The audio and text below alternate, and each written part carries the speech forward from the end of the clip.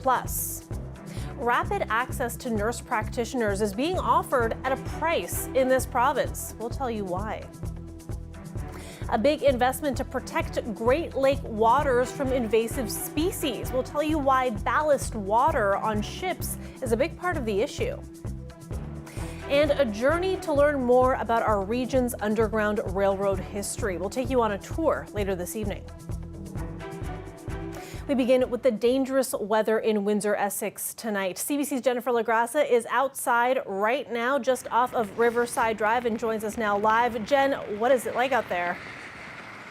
Kat, it is a little bit slippery, but it is mostly just wet. I'm sure you can see I'm a little bit soaked. We've got a lot of ice or salt trucks rather that have been going up and down Riverside Drive here, just making sure conditions are clear. There is a freezing rain warning that's in effect for our region. These icy conditions are expected to continue into tonight. Environment Canada is saying that due to the amount of freezing rain, it can really build up in some areas. So 5 to 10 millimeters is possible in some parts, especially on those elevated areas, and strong winds as well. We're going to be seeing gusts up to 60 kilometers.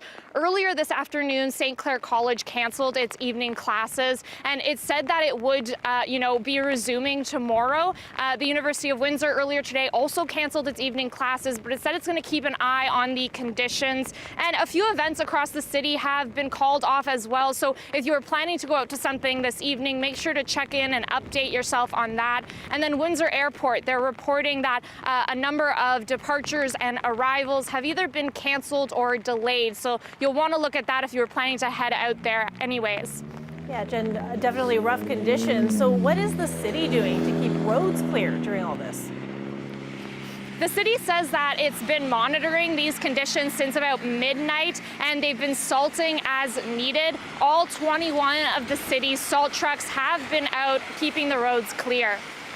We have been out doing some pre-salting. We had a little bit of freezing rain early this morning.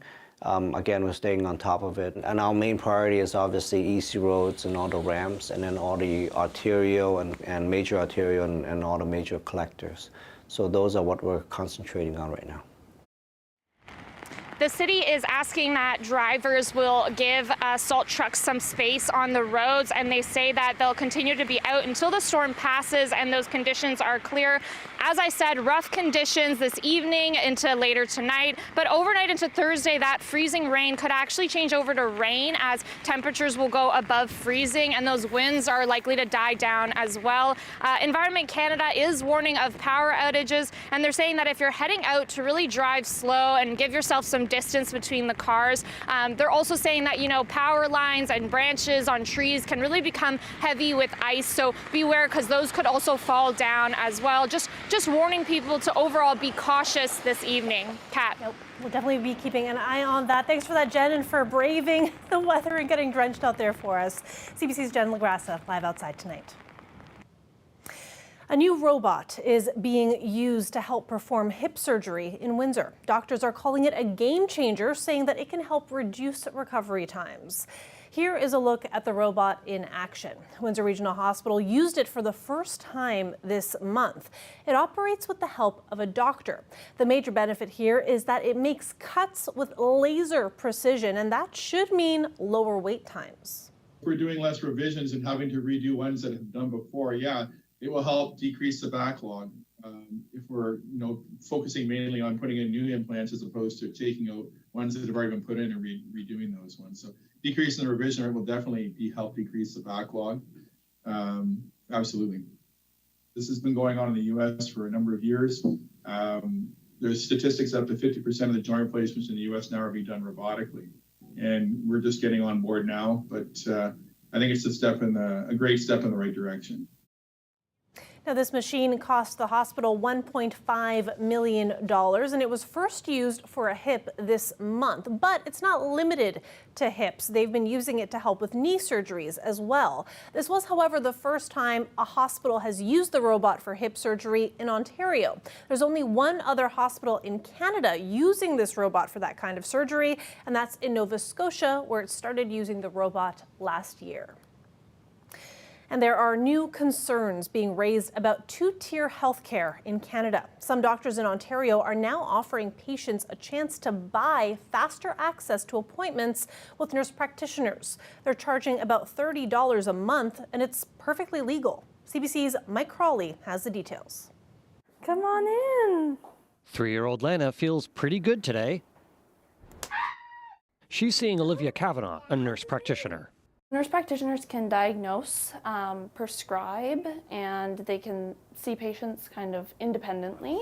The KinderCare Pediatric Clinic hired nurse practitioners when last fall's spike in respiratory illnesses brought overwhelming demand.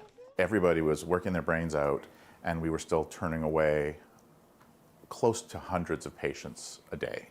Dr. Dan Flanders' solution, offering patients on-the-spot virtual appointments with a nurse practitioner, but only for those who pay a fee, starting at $29 a month. It's not ideal that patients have to pay, but it's something. It's going to help increase access. Dr. Danielle Martin says this is allowed under Ontario's rules. Still, she feels it's unfair.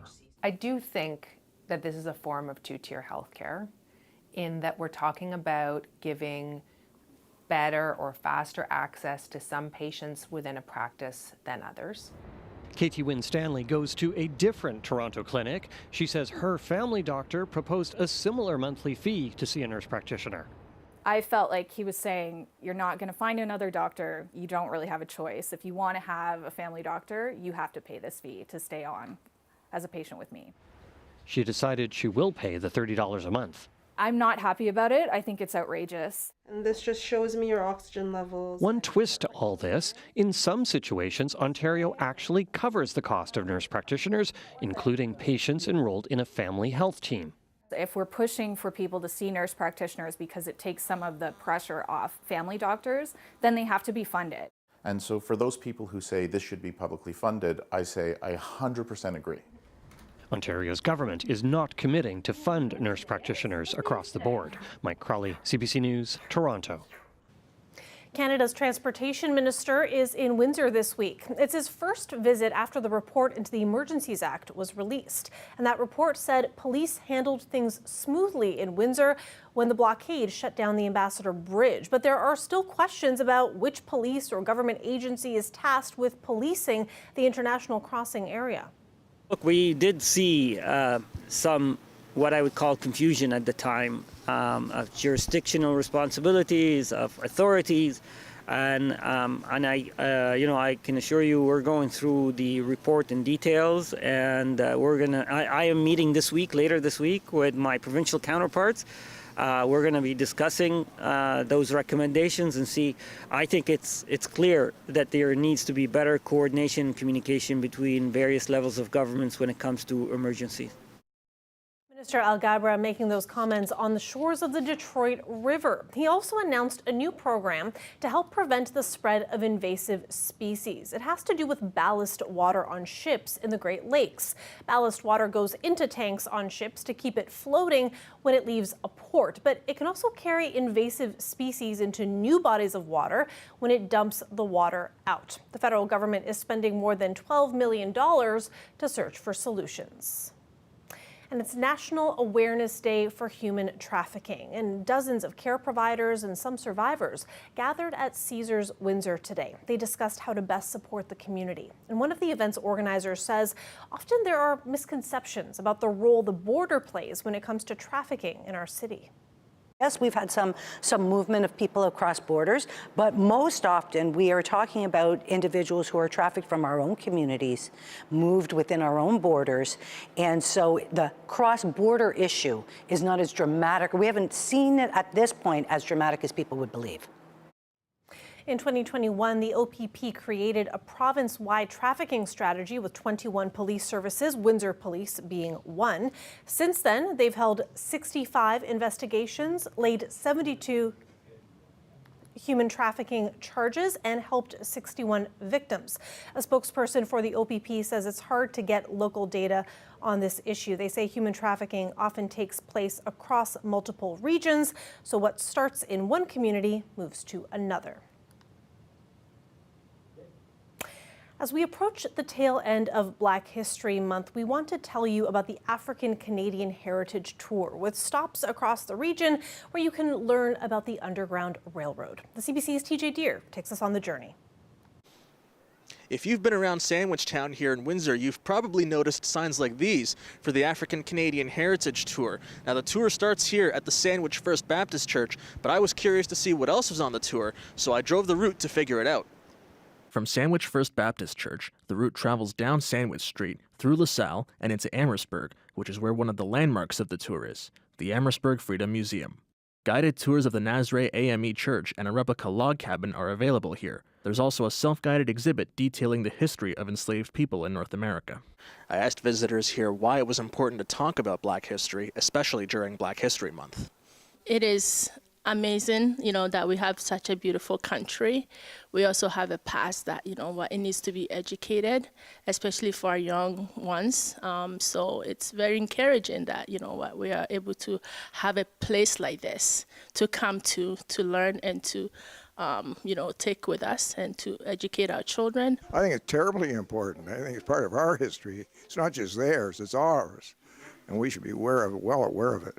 It's important to know our history, where we come from, and where what our country was built on. From Amherstburg, the route travels back north up to the 401 to Puce Road to the next landmark, which will reopen in the middle of May.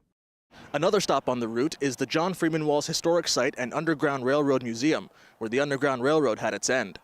This is a family-owned and operated historic site with our mission statement to use history and personal family struggles to promote mutual respect, reconciliation, keeping love in our heart for one another, and leaving bitterness behind.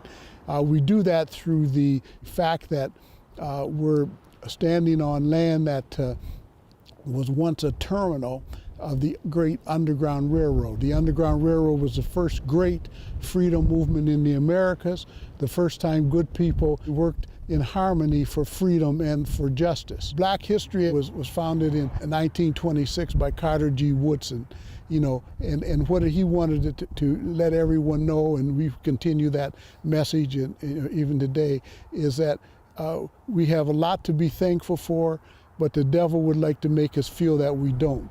When in essence all we have to do is remind ourselves of our Black history and the fact that the Underground Railroad was a neutral history. It didn't point fingers. It was good people of different races and faiths working together for harmony and justice. From Puce, the route travels all around Windsor, Essex, and enters Chatham, Kent.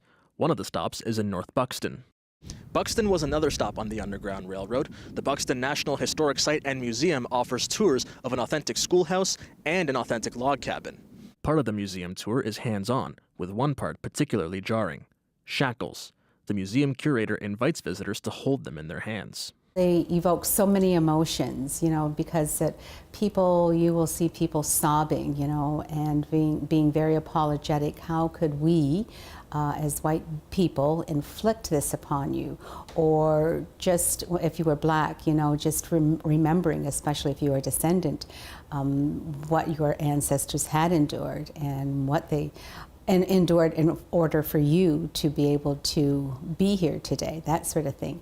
So it's because they can see them in books and on TV and that sort of thing, but when you can actually pick them up, it makes that whole, it puts everything to perspective, I think, for them. From North Buxton, the route winds its way through Chatham, Kent, ending at the Josiah Henson Museum of African Canadian History in Dresden.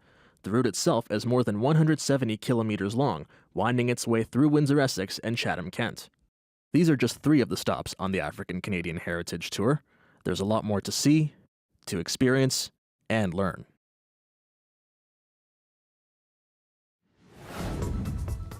All right, a live look outside there, and what you're seeing here is our ice-covered tower camera. In fact, the little wiper blade there that we have on the camera is stuck from all that ice. So a reminder, if you are planning on hitting the road this evening, please be very careful out there. That freezing rainfall expected to continue throughout the evening. Colette Kennedy will be here after the break to talk us through this. Stay with us.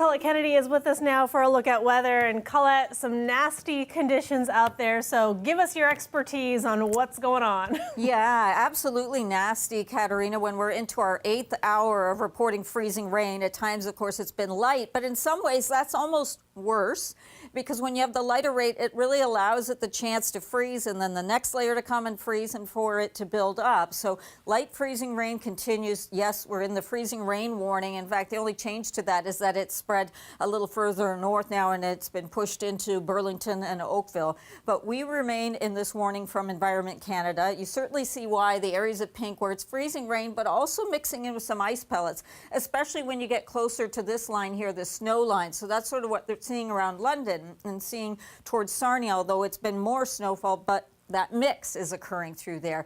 But over towards Chatham, Kent, Leamington, yes, rain also mixing in. I mean, there's something for everyone in here, whether we like it or not. But a lot of these areas, Lakeshore, Essex, engulfed in the pink in terms of it being freezing. And then did you see that lightning strike? Yeah, if you heard some thunder, we have some lightning in here as well, because this is very, very warm air that's coming up in the southeastern U.S. They've got record heat there. Pulls all this moisture from the Gulf, and then it's meeting this much colder air from the north. I mean, okay, this is far, far north, but Rankin Inlet yesterday, a new record low of -44. But the temperatures have been very cold through the prairies as well. So that cold air meeting up, there's no shortage of moisture, and then here it comes where we get that warmer air that's overriding the colder air at the surface, and we get into all of this mixing. Let's go back in for a closer look to kind of take the timeline through. Here we are, we're approaching midnight. And notice what's already happening, finally, but we're seeing that precipitation becoming lighter in nature. I do want to caution you that on this model, it looks like all that's left behind is some cloud cover. Well, it doesn't tend to pick up drizzle very well, and we're talking about freezing drizzle. So still the risk tomorrow that we could have some slick roadways and some of the sidewalks because of freezing drizzle. But the other thing to take note of are the winds. Winds, yes, we've been seeing those winds up around 50 kilometers an hour. They will back off tomorrow morning. And then they pick up from the southwest. That's going to push our temperature way up before it comes down. So incredible things going on with our atmosphere. 5 to 15 plus millimeters of ice buildup, though, and that's where, with those winds coupled in there, we get into that real chance of seeing some power outages with the lines coming down. But look at this, what happens with those winds tomorrow. It kicks us up to 9 degrees. Yes. Then that cold air comes in, and we have to make an adjustment into Friday. Oh boy, thank you for that breakdown, Colette. Appreciate it. You're welcome. When we come back, the latest on the war in Ukraine and Putin's meeting with China's top diplomat. Stay with us.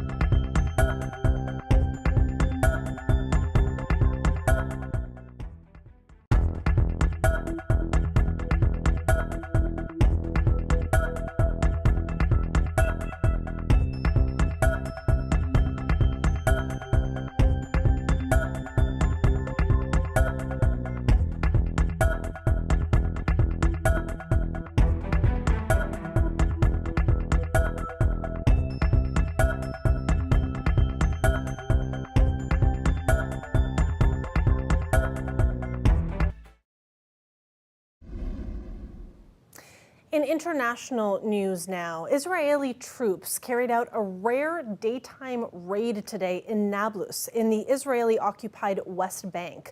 Palestinians say when it was over, at least 10 people were dead and more than 100 injured. Emily Rose has more on the story. Another day of bloodshed in the Israeli-occupied West Bank after troops conducted a raid targeting what they said were militants responsible for plotting attacks against Israeli civilians and soldiers. Among those killed were at least 4 Palestinian gunmen, according to the militant group Hamas, and 3 Palestinian civilians. The West Bank has been a hotbed of violence since early last year when Israel stepped up military raids in response to a spate of deadly Palestinian street attacks against Israelis. Those Palestinians who take up arms say they are resisting Israel's occupation of their cities and towns. Reporters on the scene today heard loud explosions in the city and witnessed youth pelting armored cars with rocks. A senior military official said in a briefing with reporters that soldiers came under heavy fire from rooftops and armored men on motorcycles. The tension is reaching a boiling point, with Israeli security on high alert for retaliation, which could come in the form of more street attacks in Israeli cities or rocket fire from the Gaza Strip. As a spokesman for Hamas, which rules Gaza, vowed that Israel would, quote, pay the price for its crimes. Emily Rose for CBC News, Jerusalem. Russian President Vladimir Putin held a meeting with China's top diplomat today. Moscow is denying there was any discussion of a Chinese peace plan to help end the war in Ukraine. But both countries say they're ready to, quote, deepen their strategic cooperation, even as the war changes their relationship. CBC's Briar Stewart has more. When Russia's president met China's top diplomat, there were overtures about a rock-solid, unshakable bond. We're reaching new frontiers, proclaimed Vladimir Putin. Wang Yi described the friendship as immune from outside influence. We will not be overwhelmed by coercion and pressure from third parties, he said. But the Ukraine war has changed the dynamic. Russia needs China and its markets more than ever before. This week, both countries are taking part in military drills off the coast of South Africa. China has said it's neutral when it comes to Ukraine, but analysts say it's clear Xi Jinping doesn't want to see Putin fail. It's just that China's support isn't absolute. China and Russia under Xi Jinping is still a strategic partnership. The rhetoric of an unlimited friendship is over the top. There are clear limits to what the Chinese will do for the Russians. He says China wants to avoid being the target of secondary sanctions that could be triggered if the country decides to help Russia on the battlefield. A growing concern on our part that China is considering providing lethal support to Russia in its aggression against Ukraine. China dismissed those concerns. 1 year on, Russia isn't acknowledging its defeats. In fact, quite the opposite. It's celebrating. Putin! This patriotic concert was held to mark Russia's Defender of the Fatherland Day. The president led the crowd in a group cheer. There are reports some left even before he spoke, but cameras captured only enthusiasm. I came to support the political course of our president and our country, says this man. Putin says that China's president will visit Moscow in the coming months. It's expected that Xi Jinping will be making a speech on Friday appealing for peace. But officials with Russia's foreign ministry say there was no talk of any peace plan in the meetings. Briar Stewart, CBC News, London. I want to end tonight with a party in Tokyo. Crowds waved goodbye to a very stoic celebrity at the zoo this week.